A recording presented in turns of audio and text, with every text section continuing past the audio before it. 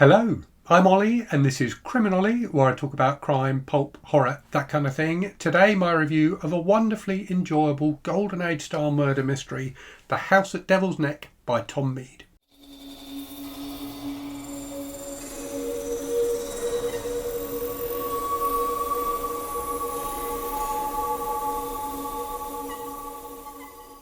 So this book just came out. It came out on the 14th of August and it's the fourth book in the Joseph Spector series by Tom Mead.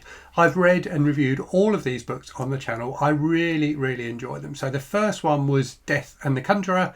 The second one was The Murder Wheel, which I think is still probably my favourite of the four. The third one was Cabaret Macabre, and this one, The House at Devil's Neck, is the fourth. And the quality of these books is maintained throughout all of them. They're just really fun, intricate murder mysteries. I'm really enjoying what Tom Mead is doing with this. He's harking back to the golden age of British crime fiction, kind of between the wars. I'll come back to that between the wars point because it's a key one for this book.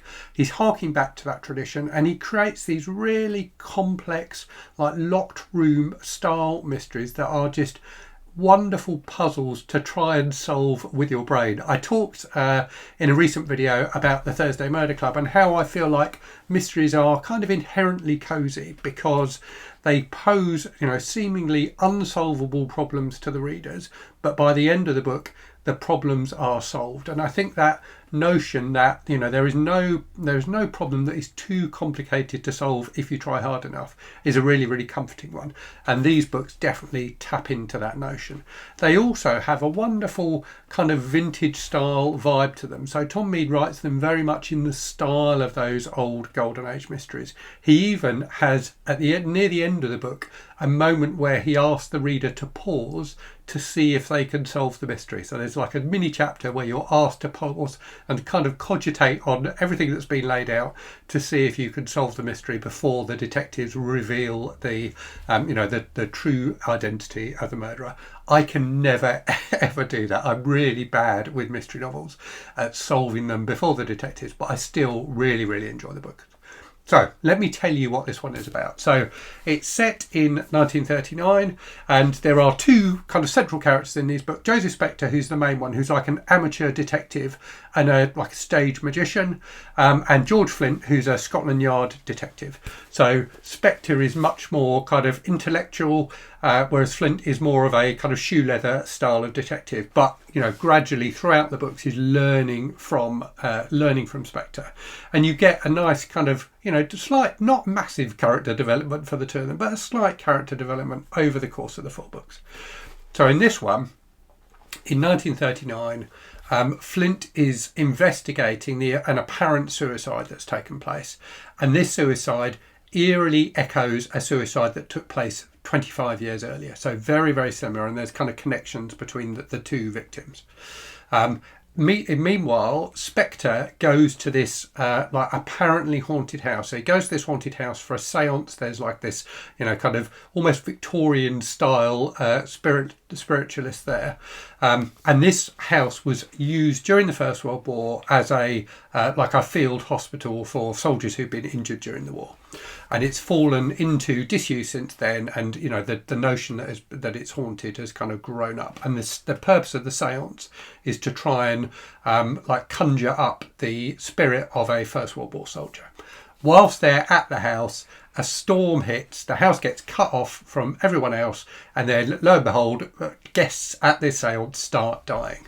And naturally there is a connection between the two mysteries. The mystery that Spector kind of finds himself part of by being in this old house, and the one that Flint is trying to solve. And it's really fun watching Tom Mead put all these pieces in front of you, and then gradually they coalesce into a solution. The books are kind of playful in the way they present mysteries, and that's one of the things that I think is quite interesting about Golden Age mysteries is they tend to be really playful, quite comic at times, and I think it's interesting that they sprung up in the wake of the First World War. So they sprung up in the wake of the most horrific thing that humanity had ever been through, this style of fiction that almost trivialises death. And I think there's something in there. I think there's something almost comforting about this notion for, people coming out of the First World War, that death didn't have to be the end, that life would move on after death, and that detectives would find not a purpose to the deaths exactly, but would help to understand the reasons for the death. The First World War was so unimaginably horrific and inexplicable, really, that the notion that death could be explained, I think, was probably a bit of a balm for people after the First World War.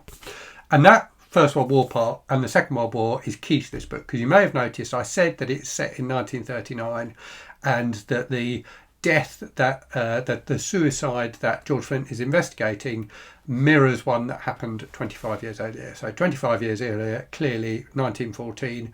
So the start of the First World War. So the First World War really casts a shadow over this book. I've said that the Devil's Neck, the house, was used as a hospital, and I've said that they were the seance is trying to conjure up the spirit of a First World War soldier. But equally, this book is set at the end of August 1939. So it's set on the eve of the Second World War. And none of the characters know what is coming. So they are still, by having this seance, by visiting this old house, kind of trying to process the horrors of the First World War, not knowing that the Second World War is literally right around the corner. And I thought that was quite powerful in this book and really interesting.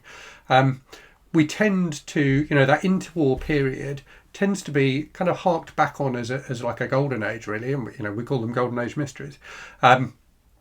But there were, more horrors to come, and this book, doesn't shy away from that. I thought it was a really interesting technique to kind of bookend the stories with those two events, and it adds something a little extra to the book beyond it being just a really fun, playful mystery.